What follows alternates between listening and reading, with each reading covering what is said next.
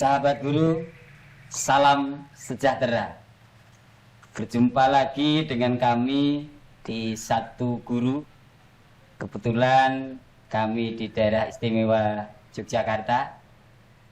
Pada saat ini kami akan bincang-bincang santai dengan narasumber kami berdua. Nanti kita bisa berkenalan. Dan bincang-bincang pada kali ini tentu masih terkait dengan clue kita, yaitu satu guru. Bagaimana nanti guru bisa menjadi guru yang baik, guru bisa mengembangkan karakter anak, nanti kita bisa bercerita, nanti kita bisa belajar dari narasumber kita yang tidak asing lagi bagi guru. Sahabat guru yang berbahagia, ini dua tokoh narasumber kita, kebetulan sama-sama dari Jogja. Ada Pak Faiz, ada Mas Abrang. Salam jumpa kembali Bapak, Mas. Langsung saja Bapak Faiz, bisa mengenalkan diri dulu Pak, supaya teman-teman kami sebagai sahabat guru dalam Satu Guru bisa mengenal. Monggo Pak Faiz. Assalamualaikum warahmatullahi wabarakatuh. Saya Fahrudin Faiz, kebetulan saat ini menjadi dosen di UIN Sunan Kalijogo, Yogyakarta. Terima kasih Pak Faiz. Monggo Mas Abrang, yang mungkin para sahabat guru tidak asing, tapi tetap beliau kami minta untuk mengenalkan diri. Monggo Mas. Oke, Assalamualaikum warahmatullahi wabarakatuh. Nama saya Sabrang Mowo Damar Panuloh, biasa dipanggil Mas Panu. Asli Jogja. Dan jangan harap saya terlalu serius, karena saya nggak jelas dan pekerjaan saya juga nggak jelas. Tapi seneng ngobrol. Seneng ngobrol. Yang jelas itu guru Mas. Pekerjaannya ya guru. Itu. Gini, Pak Faiz dan Mas Abrang, kami itu para guru itu mempunyai problem. Problem kami itu mestinya seorang guru itu kan rajin membaca dan rajin menulis. Nah, problem kami itu yang utama justru menulis. Kemudian membaca itu juga problem. Artinya bagaimana guru itu bisa membaca sampai khatam tapi cepat. Nah, mohon caranya Pak Faiz dan Pak Sabrang. Termasuk menulis ya Pak ya, tidak hanya dengan baca. Paling tidak, semoga yang pertama Bapak Ibu guru semua punya kesadaran bahwa di antara nyawa pengabdiannya seorang guru itu ya membaca dan menulis. Tanpa melakukan ini, itu nanti berpengaruh pada kualitas keguruannya, kualitas pembelajarannya, kualitas dirinya sebagai guru dan lain sebagainya. Sadar dulu. Disadari dulu ya, karena kalau tidak sadar dipaksa kayak gimana pun sulit. Kalau saya sendiri kebetulan sejak kecil senang baca. Iya. Kebetulan bapak saya itu guru juga. Cuma tani juga. Jadi bapak saya itu kalau pagi ke sawah terus bawa hasil bumi, dibawa ke pasar dijual. Kalau sore kayak gini ke madrasah. Beliau ini kalau pulang dari madrasah selalu bawa buku. Itu yang membuat saya terus jadi tertarik untuk membaca.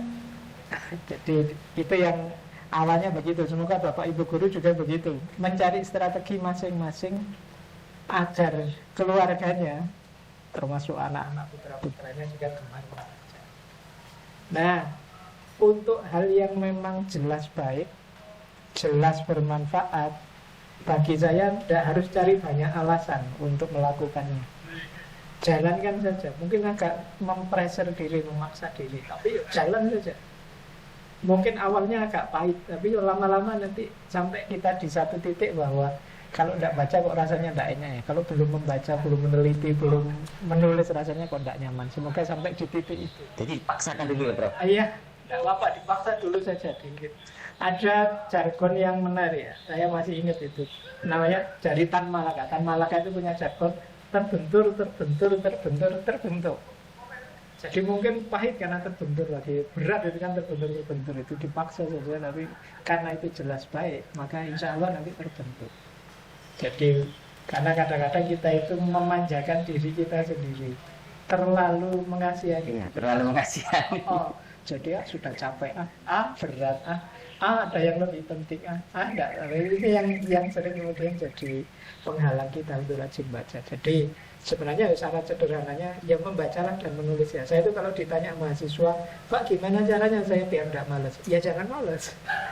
Jadi tidak harus pakai tips macam-macam, ya jangan malas. Kalau kamu tahu malas itu jelek, ya jangan malas. Sesederhana itu. Jadi tidak harus cari alasan neko-neko, kita tahu itu jelek. Sama kayak membaca tadi, gimana ya biar rajin membaca? Ya kalau menurut kita membaca itu penting baik, ya membaca. Agak memaksa diri untuk membaca karena di situ nyawa akademiknya seorang guru. Saya kira itu dari saya. Baik. Mas Abra?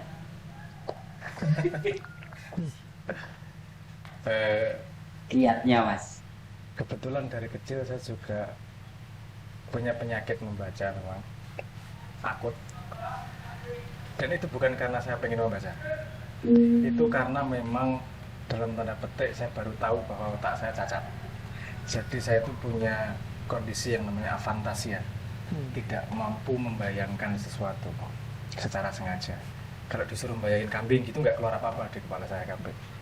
Jadi satu-satunya cara saya untuk memahami dunia adalah menggambar peta sebab akibat, peta hubungan, dan itu hanya bisa didapatkan dari membaca.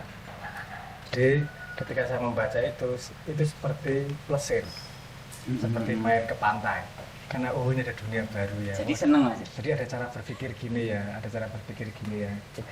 Jadi saya kebetulan saya juga dikirimi buku terus dulu sama bapak saya. Dan saya dulu kecil bukan disewakan. Ibu saya karena tidak mampu secara ekonomi untuk membelikan uang, jadi membayar penjaga toko buku agar saya boleh baca di toko buku tanpa diusir. Kalau zaman dulu bukunya belum diplastiki. Belum diplastiki, jadi baca di situ. Iya. Itu kenapa saya senang karena plesir. Tapi ada pola yang berbeda ketika membaca. Saya memperhatikan kalau membaca novel, membaca cerita fiksi, cerita fantasi, itu memang yang kita cari adalah perjalanan dari ceritanya itu. Makanya bacanya nggak loncat-loncat dan seterusnya lah. Tapi kalau buku-buku non fiksi, buku-buku konsep, itu saya tidak punya kewajiban aku udah mau A tekan Z, nggak harus. Biasanya saya mulai dari membaca daftar isi. Karena dari daftar isi saya tahu paling enggak cara berpikir penulisnya gimana sih, bagaimana sih menata informasinya seperti apa. Setelah di situ saya kemudian membangun teori. Mungkin ini nanti akan ngomong gini. Nah baru ketika saya membaca, saya mengkonfirmasi teori tersebut. Jadi seru nih. Salah ternyata. Bener ternyata. Jadi saya bacanya loncat-loncat, enggak selalu sekuensial. Nggak bersambung dan saya nggak merasa punya beban kalau baca harus sampai selesai gitu, nggak suka. Ini saya seperti baca blog, kalau tertarik oke saya baca. Yang bagian itu saya udah clear, bagian ini mosok sih logikanya kayak gini, dia penjelasannya gimana sih gitu. Jadi loncat-loncat. Jadi memang cara saya membaca itu tidak mendapat tekanan sosial konsep harus membaca banyak, harus membaca dari A sampai Z, harus selesai. Saya merasa itu tekanan. Saya membaca having fun kok, saya membaca untuk memahami dunia kok. Jadi saya baca paling saya penasaran dari membaca itu nomor satu justru isi kepala penulisnya. Isi kepala penulisnya, bukan isi bukunya. Itu kan bisa dilihat dari bukunya. Itu sebenarnya isi kepala penulisnya gimana sih? Ada alasan kenapa dia menata daftar isinya seperti itu. Ada alasan kenapa rangkumannya seperti itu. Saya biasa bacanya gitu. Daftar isi, rangkuman, pendahuluan. Jadi daftar isinya ngelihat peta besarnya, rangkuman ngelihat broad stroke terus itu abstrak lebarnya lah, abstrak lebarnya gimana sih dari rangkuman. Oke, saya sambungkan dengan daftar isi. Terus kemudian saya punya konsep, mungkin ini nulisnya gini ya. Nah itu kan proses konfirmasi itu yang kemudian menjadi seru. Ternyata gini, ada bedanya sama otak saya. Jadi ketika membaca itu bukan hanya proses menyerap, tapi jelas proses pertumbuhan dari otak saya, karena saya tahu dari apa yang saya pikirkan bedanya dengan apa yang ditulis oleh si penulisnya. Mengkonfirmasi, oh cara berpikir dia gini, bedanya saya sama saya gini. Terus kemudian tahu, oh karena kamu tahu informasi ini sehingga cara berpikirnya kayak gini. Oh karena kamu nggak tahu informasi ini sehingga cara pikirmu kayak gini. Mungkin gitu juga mungkin. Jadi membaca buku menurut saya adalah petualangan. Jadi, dan kalau teknologi modern jadi lebih sangat mudah.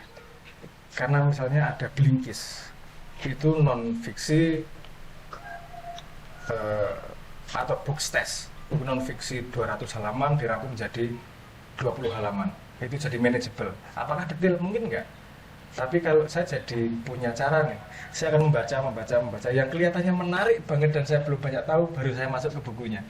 Jadi ada cara untuk skimming, strategi skimming nih, kira-kira apa ya nih. Jadi itu 15 menit selesai. Jadi mirip-mirip daftar isinya. Mirip-mirip daftar isi tapi lebih dalam sedikit. Lebih dalam sedikit. Karena dulu belum ada rangkuman. Kayak resensi Mas. Ya, kayak resensi. Bedanya resensi itu satu buku pendapatnya yang meresensi masuk di situ. Bedanya kan di situ. Nah, saya pengen yang tidak ada pendapat orang lain tapi asli murni dari penulisnya. Dari penulisnya. Itu lumayan. Misalnya nunggu di bandara setengah jam dapat 2 buku yang menarik, saya bookmark, saya cari buku aslinya misalnya gitu. Nah itu saya menghadirkan buku itu bukan sebagai kewajiban tapi sebagai rekreasi untuk ya melakukan sehari-hari hal yang berulang-ulang kan membosankan. Ya segini-gini aja kan, apalagi yang seru, hal yang sama dengan cara yang pandang yang berbeda itu bisa lebih sangat menarik itu. Yang saya bisa agak panjang ini. Ini ada di dunia fisika nih yang menarik. Barusan saya baca belum lama, sekitar. Saya punya kebiasaan baca jurnal paling enggak 1 atau 2 dalam sehari. Kebetulan kemarin saya baca rilis di dunia fisika di mana dia mencoba memandang fenomena cahaya, tapi dengan paradigma mekanik. Paradigmanya mekanik. Mungkin mohon maaf kalau agak teknikal ya. Paradigma mekanik itu berarti ada jarak, ada massa, ada radius dan seterusnya. Tapi diimplementasi cara pandangnya kepada cahaya untuk memahami cahaya. Dan ternyata dengan cara pandang yang berbeda itu sangat menarik memahami cahaya itu gimana. Jadi kelihatan hubungan antara polarized light sama entanglement yang tadinya dari dunia fisika sendiri nggak tahu ini hubungannya apa sih. Cuman dari sudut pandang pakai kacamata berbeda, ini jadi kelihatan, gendah ya jelas. Ini perkembangan baru. Ini baru, ini sangat baru. Ini belum sampai seminggu rilisnya. Sambungan dengan tasawuf luar biasa. Cara pandang itu kan cara pandang itu kan satu bedanya sama, ngelihatnya dari sisi berbeda. Ini kan jadi bentuknya dan menarik. Nah, dan pasti banyak hal yang baru. Makanya kalaupun saya merasa gini, kalaupun pengalaman sehari-hari hanya seperti itu, kalau saya memperkaya cara pandang, cara memperkaya perspektif, saya akan menemukan hal-hal yang baru pada pengalaman yang biasa-biasa saja. Nah itu yang membuat hidup jadi sangat menarik dan exciting. Gitu. Jadi membaca nggak pernah jadi kewajiban buat saya, itu jadi sangat menyenangkan. Gitu.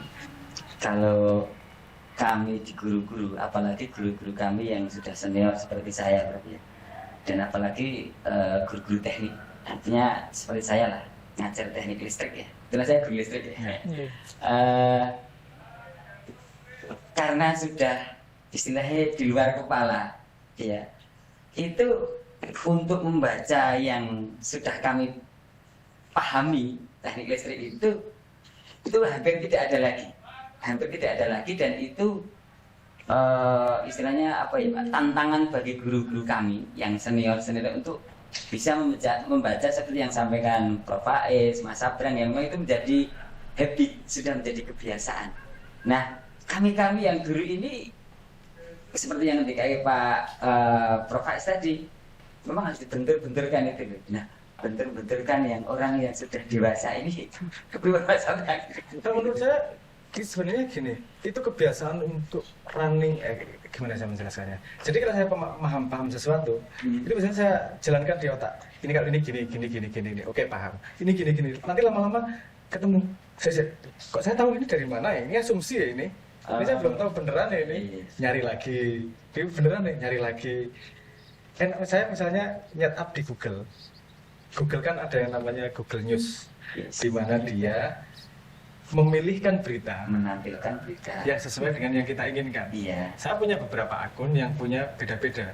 Kalau saya sains nonton ini, kalau ekonomi pakai akun ini. Jadi saya nggak perlu nyari kemana-mana. Dia akan dorong sesuatu yang baru. Dipilihkan sendiri sama sistem, itu menggunakan sistem. Jadi selalu ada hal yang baru. Ada yang baru lagi ya. Misalnya dari dunia elektronik ada yang namanya twistronic itu sekarang, dimana ketika grafin ditumpuk 1,1 derajat dia sudah bisa berubah propertinya. Tadinya konduktor menjadi isolator, cuman digeser gini dikit pakai listrik berubah lagi. Ini kan terus hanya fakta sekecil itu terus membayangkan, gimana ya nanti kabel bisa gini, trafo bisa diginiin. Itu menyenangkan sekali kalau menurut saya. Jadi bikin cerita, kadang-kadang mungkin guru itu karena hidupnya apa ya, ini semacam kritik nyun sewu, kayak autopilot. Betul. Jadi jalan begitu saja selama ini, ngajarnya ya materi itu lagi, diulang lagi. Sementara daya curiosity-nya, ingin tahu ini, ingin tahu itu, ingin ngalamin itu, tidak muncul, tidak lahir. Ya, karena tadi itu sudah mungkin itu biasa. Jadi pertanyaan saya gini, kalau kebiasaan tuh nggak bosen nih Bapak? Kalau saya karena kalau melihat diri saya, itu yang paling saya takutkan itu bosan. Nah, kalau ngelakuin hari yang terus-terusan gitu lama-lama bosan tuh. Kalau saya, habit itu bukan harga mati. Jadi habit itu kan sesuatu yang kita biasakan, kita bentuk. Jadi Anda harus menyerah dengan saya biasanya begini. Jadi itu membuat bosan. Misalnya tadi saya bilang 15 menit pakai Blinkist ketika nunggu di bandara. Itu karena saya tidak mau bosan di bandara pelonga ngapain ya. Oke, daripada 15 menit nggak kepake buat apa-apa, tak cari sesuatu yang baru lah. Anyway, saya harus menghabiskan waktu itu nggak ngapa-ngapain. Jadi dapat sesuatu yang baru. Nah, kalau tidak ada hal-hal yang tidak bisa lari dari kebiasaan. Misalnya kalau saya nyanyi di atas panggung itu yang unang-unung baik. Tapi saya selalu mencari apa ya yang membuat ini exciting lagi, hal yang sama tapi sesuatu yang berbeda. Saya pernah percobaan macam-macam. Misalnya ngomong kayak orang mabuk, efeknya gimana. Jadi ngomongnya saya tadi penonton ya, ada kue celat ngomong ya. Buat fun, percobaan sesuatu yang berbeda. Karena kan enggak bosen nih ya. Gitu. Saya paling takut sama bosen gitu. Ada ya autopilot tadi. Tapi saya ada tips unik dulu. Zaman saya mahasiswa itu zaman di Krapia di dekat situ ya. Ada tradisi unik. Pokoknya minimal saya itu entah baca di mana. Minimal dalam sehari saya harus dapat minimal 3 pengetahuan baru, entah tentang apa saja sudah. Yang baru terserah nyambung dengan bidang ilmu monggo, enggak nyambung juga monggo. Tapi pokoknya tiap hari saya dapat 3 pengetahuan baru. Jadi itu kadang-kadang saya wajibkan sendiri zaman mahasiswa. Kalau mau tidur saya tanya, hari ini saya dapat hal baru apa ya?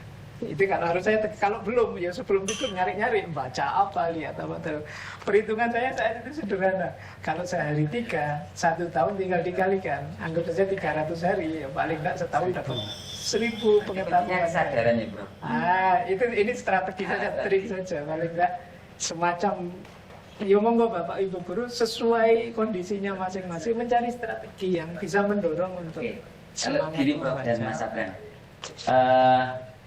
Bicara mengenai strategi, Bapak Ibu guru itu kan salah satu tugasnya itu kan mendidik siswa supaya anak juga atau siswa itu senang membaca. Di sisi lain memang belum banyak guru yang senang membaca. Artinya kami di kantor kan saya di listrik itu di situ ada 12 guru itu yang senang membaca itu hampir gak ada. Maksudnya mungkin artinya di luar juga nggak begitu. Nah, saran dari Prof. Faiz, Mas Abram, bagaimana kiatnya menularkan atau supaya anak-anak siswa kami juga senang membaca? Ya itu sederhananya gini loh. Kalau kita masih ngamukan, mudah marah, tidak sabaran, terus nasihatin orang, kamu yang sabar ya. Ingat, jangan mudah marah, jangan mudah ngamukan. Ya sama saja nanti yang kita nasihati yang mental dia Allah ngomong aja dia sendiri nggak gitu. Sederhananya gitulah. Jadi kalau kita memang ingin ngajak siswa-siswa senang baca, ya harus diawali kita sendiri senang baca. Kita harus senang membaca dulu. Dan ini tantangan bagi kami. Iya, jadi kalau Kalau kitanya sendiri tidak suka, tidak melakukan itu, ya anak-anak kita perintahkan. Ya kalau orang Jawa kan sering ada istilah guru itu digugu ditiru. Nah, saya yang digugu dan ditiru apanya kalau dia tidak mencontohkan yang baik?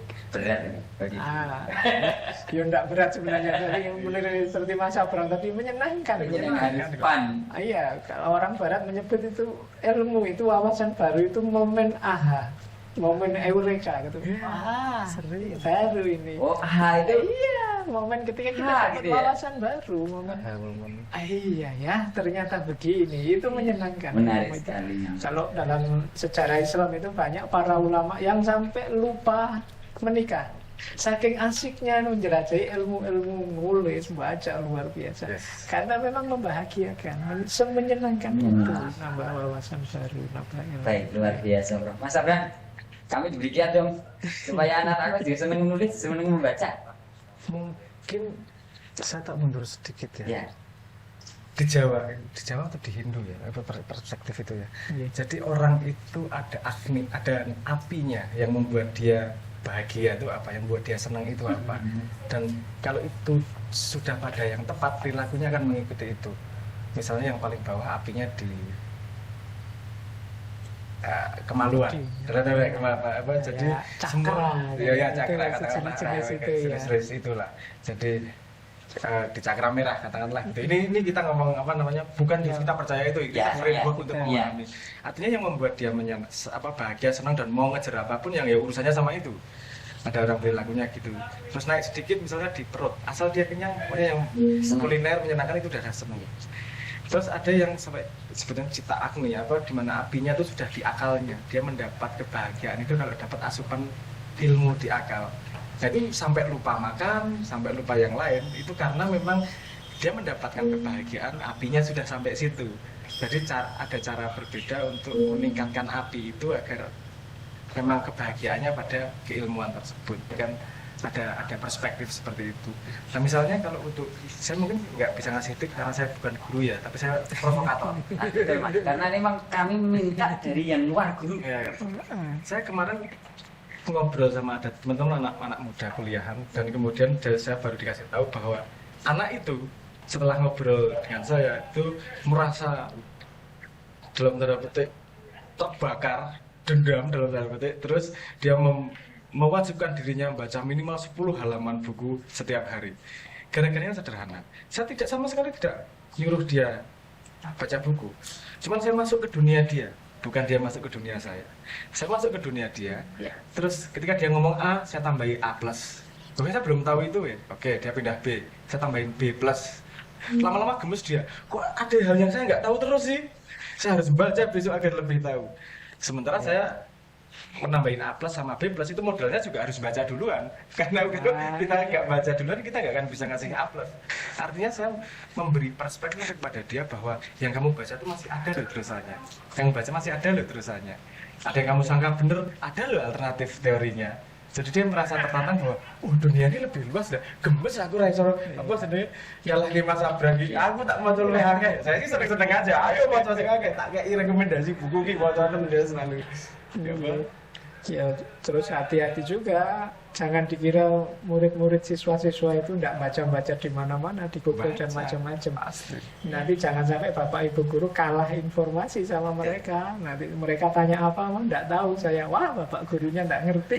Dia sudah baca, dia sudah. Tantangan kami ke sana. Iya, kalau guru nggak bisa ngobrol bareng soal Dota atau soal MOBA,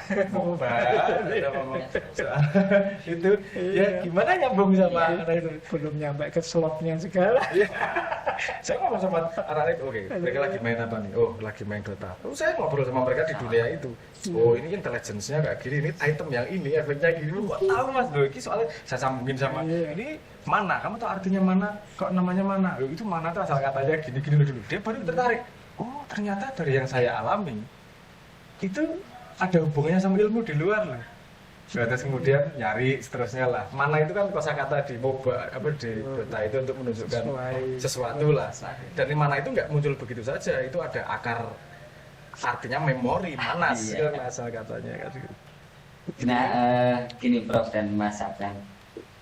Mumpung kami ketemu panjenengan berdua dan kebetulan Prof. Faiz dosen, kemudian Mas Abang tadi apa namanya? Ilmuwan apa budayawan? Ya, punya ilmuwan itu sudah. Kami sebagai guru minta pendapat ataupun sebenarnya yang dibutuhkan kami sebagai guru sebagai untuk kritik kami. Ini menurut Prof. Faiz dan Mas Abang apa nih? Oke, baik. Jadi yang pertama ya saya tahu Bapak Ibu guru juga masalahnya banyak, beban hidupnya banyak. Tapi semoga tetap tidak lupa tanggung jawab keilmuan, tanggung jawab membentuk generasi. Ini menurut saya yang paling utama dan lebih utama. Karena betapapun kuncinya masa depan bangsa ini, negara ini itu ada di generasi. Dan kuncinya wajah, profil, bentuk generasi itu ada di tangan para guru. Maka semoga Bapak Ibu guru menyadari peran besar ini. Masalah ya pasti ada, tapi posisikan saja masalah itu sebagai tantangan yang untuk ditaklukkan, untuk diselesaikan. Halangan mungkin saja ada, tapi anggap saja ini semacam jihad. Untuk menyelamatkan generasi. Karena kalau yang Bapak Ibu gurunya sudah merasa berat, apalagi sampai menghindar, ya kita akan kesulitan untuk membangun generasi. Sementara tiap hari kita ceramah, kita pidato ingin Indonesia maju, besok Indonesia ini mengalami tahun emas, bonus demokrasi dan lain sebagainya. Itu kalau tidak ada peran turun tangan, campur tangan dari para Bapak Ibu guru, ya semuanya nanti jatuhnya hanya di jargon saja. Terima kasih, Prof. Mas Abang? Guru itu salah satu profesi yang dapat banyak bonus. Satu lokomotif gerbongnya banyak. Menumbuhkan diri aja, itu berguna buat diri, buat akhirat dan seterusnya. Tapi efeknya juga muridnya jadi tambah pinter. Efeknya peradaban jadi generasi berikutnya jadi tambah baik. Jadi untuk bisa berbuat untuk satu peradaban itu hanya dengan menumbuhkan diri aja, semua udah tutup katut. Berbeda dengan orang jualan sate. Mau menyumbang pada peradaban itu beda sama ketika jualan sate. Harus pekerjaan yang berbeda. Itu lokomotifnya harus beda. Guru ini posisi yang untuk dapat akhirat, dunia, dan itu tuh satu garis. Gerbongnya itu ngikut semua itu, cuma dengan menumbuhkan diri. Nah, dan itu posisi yang menurut saya sangat bisa dimanfaatkan. Dan kalau saya boleh ngasih, itu nggak pantas ngasih tips ya, ngasih usulan. Jangan terlalu menidakkan perkembangan teknologi juga, karena itu sangat bisa membantu. Contoh, saya mungkin ngasih contohnya begini. Pakai contoh lain ya, dulu kalau kita pengen hiburan nonton sinetron, sinetron itu manut apa yang disetel sama TV, nggak bisa milih. Dulu kalau kita mau cari ilmu harus baca buku sampai A sampai Z, tapi intinya dapat ilmu, bukan membaca adalah caranya. Sekarang ada juga, kalau dari hiburan dulu harus manut sama yang nyiarin, sekarang bisa nyetel YouTube kapan aja, nonton apa aja, dapat hiburan kapan aja. Dulu nyari ilmu harus baca buku A sampai Z untuk dapat 5% ilmunya. Kapan nggak bisa nanya yang langsung kita pengen tahu aja. Teknologi baru itu memungkinkan cara menyerap ilmu yang sangat berbeda. Misalnya pengen tahu A, langsung dijawab A. Pengen tahu B, langsung dijawab B. Itu salah satunya dengan, mungkin Google udah mudah, tapi ada yang lebih mudah lagi namanya AI. Itu lebih mudah lagi. Artinya saya sangat excited sama AI ini, karena saya bisa belajar yang harusnya baca buku 16, saya seminggu ngobrol sama dia udah dapat banyak apa yang saya harapkan dengan cara berpikir saya, dengan pengetahuan saya. Nah ini teknologi ini sayang kalau nggak dipakai, karena yang dibutuhkan adalah menumbuhkan diri dengan ilmu. Sekarang ada cara yang jauh lebih mudah, nggak lewat buku tapi sama-sama dapat ilmunya. Kenapa tidak dimanfaatkan? Terima kasih Mas Abang. Yang terakhir Pak Mas, pesan terhadap sahabat dulu, monggo yang terakhir dari Prof. Faiz dulu. Baik, ini karena tadi membahas membaca, belajar, AI dan lain sebagainya. Yang pertama untuk Bapak Ibu guru, semoga tetap berpikiran terbuka, senantiasa siap mengembangkan diri dengan segala fasilitas yang mungkin, karena seperti disampaikan Mas Abram tadi, semakin berkualitasnya seorang guru adalah indikasi semakin berkualitasnya generasi ini, berarti semakin penuh harapan bangsa kita ini. Jadi memang mungkin agak berat, harus berjuang, harus mungkin meluangkan waktu, meluangkan energi, meluangkan tenaga, tapi itu sepadan dan sangat sepadan dengan hasil yang nanti diperoleh. Nah, saya kira. Terima kasih bro. Oh Mas Abram, yang terakhir. Mungkin saya tidak akan memberi pesan ya, saya lebih senang memberi beban aja lah. Wis. biar tambah sumpah. Biar tambah sumpah hidupnya. Saya cuma mau ngomong gini kok, kualitas sebuah bangsa itu tergantung dengan kualitas gurunya. Jadi seorang guru nggak usah merasa punya tanggung jawab yang sangat besar. Kualitasmu ada sama dengan kualitas bangsa. Ketika itu diingat, apapun yang jenengan lakukan, Anda tahu efeknya kemana. Baik, terima kasih Mas Abram, Bro Faiz. Dan karena waktu juga sudah selesai, kami atas nama satu guru mengucapkan terima kasih Bro Faiz, Mas Abram atas kehadirannya di tempat ini. Mudah-mudahan kita ke depan bisa berjumpa kembali. Amin. Para sahabat guru di Satu Guru, demikian diskusi pada saat ini. Mudah-mudahan ini mencerahkan. Ingat, kualitas guru itu akan sangat mempengaruhi kualitas para siswanya. Terima kasih.